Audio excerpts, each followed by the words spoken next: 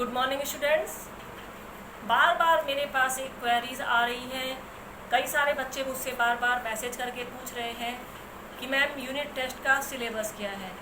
चिंता होना स्वाभाविक है क्योंकि अब आपको पता चल चुका है कि यूनिट टेस्ट आपके जल्दी ही शुरू होने जा रहे हैं और ऐसे में ये एक बात दिमाग में आती ही है कि जब तक सिलेबस नहीं पता है तो पढ़ोगे कैसे आप लोग। वैसे खैर वेबसाइट पे अपलोड हो ही जाएगा, लेकिन अच्छी बात है कि आप लोग जल्दी से जल्दी उसके विषय में जानना चाह रहे हैं जिससे आप लोग अपनी पढ़ाई शुरू कर सको। आपकी चिंता देखकर मुझे अच्छा लगा, खुशी हुई। तो आज हम दूसरे चैप्टर की कोई भी चर्चा करने से पहले हम सबसे पहले सिलेबस के बारे में चर्चा कर लेते हैं। तो सिलेबस आप देखें, आपका एक पाठ आने वाला है भेड़े और भेड़िया। ठीक है, ये चैप्टर आपका आने वाला है। आपको मधुलिका मैम मंजू मिश्रा मैम आपको ये चैप्टर पढ़ा ही चुकी है। हरिशंकर परसाई का गद्य में आपका ये चैप्टर आने वाला है और सूर के पद आपका पद्य में है। सूर के पद, ये दो चैप्टर आपके आने हैं, एक गद्य का और एक पद्य का। बाकी और अभी फिलहाल और कोई चैप्टर नहीं आना है। दो कलाकार तो अभी समाप्ति नहीं हुआ है, विनय के पद भी अभी नहीं आएगा। तो आपको इन दोनों चैप्टर्स की अच्छी से तैयारी करनी है। अब आपको ये ध्यान में रखना है, एक विशेष रूप से सबके मन में एक ये भी सवाल आ रहा होगा कि हम इतने बड़े बड़े आंसर्स लिखेंगे कैसे, टाइप हिंदी में कैसे करेंगे। इंग्लिश की आपकी टाइपिंग हो सकता है बहुत फास्ट हो, लेकिन हिंदी में टाइपिंग करने में थोड़ी सी प्रॉब्लम जाती है। तो वहाँ पे आपके पास उसकी फैसिलिटी रहेगी कि जो डिस्क्रिप्टिव टाइप के होंगे वो आपको पेपर पे लिख के देने होंगे और बाकी जो जितना सॉल्व आपका मोबाइल में हो सक रहा होगा वो आपको मोबाइल में करना होगा। जो लंबे आंसर्स होंगे वो आपको पेज पर लिख के देने होंगे, आपको उसकी फाइल अपलोड करनी होगी। तो इसके लिए आपको एक तो सबसे पहले एक बात का ध्यान रखना है कि आपके जितने भी क्वेश्चंस पूछे जाते हैं आपको एक वर्ड लिमिट अपने दिमाग में रखनी है। वर्ड लिमिट किसके अकॉर्डिंग होती है? वर्ड लिमिट होती है आपके क्वेश्चन के मार्क्स के अकॉर्डिंग। ठीक है, आपका क्वेश्चन 2 मार्क्स का है या 3 मार्क्स का है उसके ऊपर डिपेंड करता है। हालांकि आप लोग 10th में हैं, आप लोग 9th पास करके आ चुके हैं, तो आप लोगों को 9th में ये सब चीज़ें मैडम ने बता ही दी होंगी, आप लोगों को ये सब चीज़ें क्लियर होंगी। ऐसा उसके बारे में मुझे नहीं लगता है कि बहुत चर्चा करने की ज़रूरत है। फिर भी मेरा ये फ़र्ज बनता है कि मैं वो सब चीज़ें आपको एक बार याद दिला दूँ। तो आपको एक वर्ड लिमिट का विशेष ध्यान रखना है और उसमें भी ये यूनिट टेस्ट है तो आपको ये विशेष ध्यान रखना है कि आपकी वर्ड लिमिट ना तो एक्सीड हो जाए और ना ही आपकी लो हो जाए। मतलब आपको अगर 2 मार्क्स का क्वेश्चन है तो आपको मैक्सिमम 4 to 5 लाइन्स ही लिखनी है, ना तो आपको उसको 2 लाइन्स में कंक्लूड कर देना है और ना ही 6 to 7 8 लाइन में ले जाना है उसको। अगर आपकी वर्ड लिमिट ज़रूरत से ज़्यादा हो जाती है या ज़रूरत से कम होती है तो आपको एवरेज मार्किंग ही हो जाती है। आपको चाहे आंसर आपका सही भी होगा तो भी आपको एवरेज मार्क्स मिलेंगे। सेकंड थिंग कि आपको इस बात का विशेष ध्यान रखना है कि टीचर के बताए हुए आंसर एज इट इज़ नहीं लिखने हैं, वरना आपका आंसर पूरा का पूरा मेरा लिखाया हुआ मान लो कोई आंसर है या बताया हुआ आंसर है। हालांकि अब तो 10th में आपको ऐसा कोई आंसर डिक्टेट करके लिखवाया ही नहीं गया है, लेकिन आपको अपने ही शब्दों में लिखना है, वरना आपको एवरेज मार्किंग वहाँ पर भी होगी, आपको हाफ मार्क्स ही मिलेंगे, वो भी तब जब आपने मात्राओं की गलतियाँ नहीं की होंगी।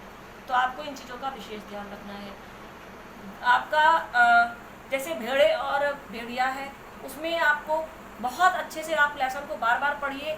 कहाँ से एक सेंटेंस को उठा के उसका क्वेश्चन बन जाता है आपको ढूंढना मुश्किल हो जाएगा, समझना मुश्किल हो जाएगा। आपको पूरा लेसन उसके अंदर क्या व्यंग्य है, हरिशंकर परसाई बहुत बड़े व्यंग्यकार थे, उसके अंदर क्या व्यंग्य है मैम ने आपसे बहुत अच्छे से चर्चा की ही होगी। कहाँ से क्या सेंटेंस में क्या मतलब निकल रहा है वो आपको अच्छे से समझ में आना चाहिए। उसके पीछे आगे का क्या बैकग्राउंड क्या है, आगे क्या हुआ, सब कुछ आपको पता होना चाहिए। उसके बाद अगर हम साखी की बात लें, पद्य में आपको आशय स्पष्ट करने को आ सकता है। जैसे कि मैंने आप लोगों को विनय के पद में आपको भावार्थ लिखने को दिया था। भावार्थ इस शब्द के रूप में कभी भी क्वेश्चन आपसे नहीं पूछा जाएगा, लेकिन मैंने भावार्थ इसीलिए लिखने को दिया था कि आप लोगों को चीज़ों का अर्थ मालूम हो। तो आशय स्पष्ट करने का मतलब ही वही होता है कि उसमें कवि कहना क्या चाह रहा है, तो हमको वो लिखना है। अगर मान लो 2 मार्क्स का क्वेश्चन है तो हमको उसका लंबा चौड़ा पूरा आधा पेज का आंसर नहीं लिख देना है। कितने मार्क्स का है उसके ऊपर डिपेंड करता है। तो ये चीज़ें आपको ध्यान रखना है। उसके अंदर के शब्दार्थ हैं वो आपको पता होने चाहिए। पर्यायवाची वगैरह है। अब ग्रामर पे आए अगर हम, तो आपका ग्रामर में विलोम, पर्यायवाची, भाववाचक और वाक्य शुद्धिकरण तथा मुहावरे, ये आपको मंजू मिश्रा मैम छुट्टियों से पहले बता ही चुकी हैं। आप लोग अपनी कॉपी में नोट भी कर चुके होंगे।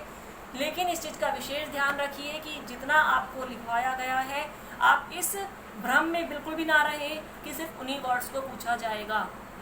वो तो आपकी एक जानकारी के लिए होते हैं। देखिए बुक में बहुत सारे दे रखे हैं, सारे तो आपको नोटबुक में लिखना संभव नहीं है, इसलिए कुछ नोटबुक में लिखवा दिए जाते हैं। लेकिन ग्रामर अनंत है। जब हम आपको पाठ पढ़ाते हैं हम एक एक शब्द का आपको अर्थ बताते चलते हैं। इसका विलोम क्या है, इसका पर्यायवाची क्या है, इसकी भाववाचक संज्ञा क्या होती है, इसमें विशेषण क्या है, सब चीज़ें हम आपसे डिस्कस करते हुए चलते हैं। ये तत्सम शब्द है कि तद्भव शब्द है, कैसा शब्द है वो भी हम बताते हुए चलते हैं। तो वो जानकारी भी यहाँ पर इंक्लूड हो जाती है। तो आप ये नहीं कह सकते हैं कि ये 50 शब्द हमको मैम ने बताए थे, उसके अलावा ये आ गया तो ये आउट ऑफ सिलेबस है। देखिए लैंग्वेज में कभी भी कुछ भी चीज़ आउट ऑफ सिलेबस होती ही नहीं है। अथाह है वो कभी भी ना ख़त्म होने वाली चीज़ है। हमारे पाठ में आ रहा है, हमारे बोलचाल में बहुत चीज़ें आ रही। हाँ ये है कि आपके लेवल के अनुकूल ही होता है, उसके अनुरूप ही होता है। ये नहीं है कि आप पढ़ रहे हैं 10th में और हम आपसे कॉलेज लेवल का पूछ लेंगे, ऐसा नहीं होगा। आपकी बुक में कहीं ना कहीं वो शब्द जरूर आया हुआ होगा, हमने उसको डिस्कस भी किया होगा। अगर आपका ध्यान उस तरफ गया हो चाहे ना गया हो। देखिए एक बात पक्की मान के चलिए कि टीचर क्लास में जो भी बोलता है उसका कहीं ना कहीं पाठ से संबंध जरूर होता है। तो आपको हर चीज़ पे ध्यान देना है। ये सब चीज़ों का आप इतना ध्यान रखिए। साखी का आशय अच्छी तरह समझ लीजिए, भेड़े और भेड़िया पाठ अच्छी तरह से पढ़ लीजिए और उसकी चीज़ों को समझ लीजिए, बस उतना ही काफ़ी है। और ग्रामर में सभी शब्द, जितने शब्द आपको लिखवाए गए हैं, नहीं लिखवाए गए हैं, नहीं भी लिखवाए गए हैं, उनको भी एक बार पढ़ लेने में कोई बुराई नहीं होती है। हमारी वोकैबुलरी ही बढ़ती है। हमारी लैंग्वेज इंप्रूव करने के लिए वोकैबुलरी हमको अच्छी रखना बहुत ज़रूरी होता है, क्योंकि तभी हम अपने जब आंसर लिखने में भी उस वोकैबुलरी का प्रयोग करते हैं तभी हमारा आंसर बहुत अच्छा बनता है। तो ये तो हो गई आपको सिलेबस से संबंधित सब बातें। अगर उसके बाद भी आपको कोई कन्फ्यूज़न हो तो आप मुझे मेरे नंबर पे क्वेश्चन पूछ सकते हैं, डाउट क्लियर कर सकते हैं। मैं आप लोगों को डाउट आपका क्लियर कर दूँगी। पाठ के विषय में चर्चा हम अगले वीडियो में करेंगे।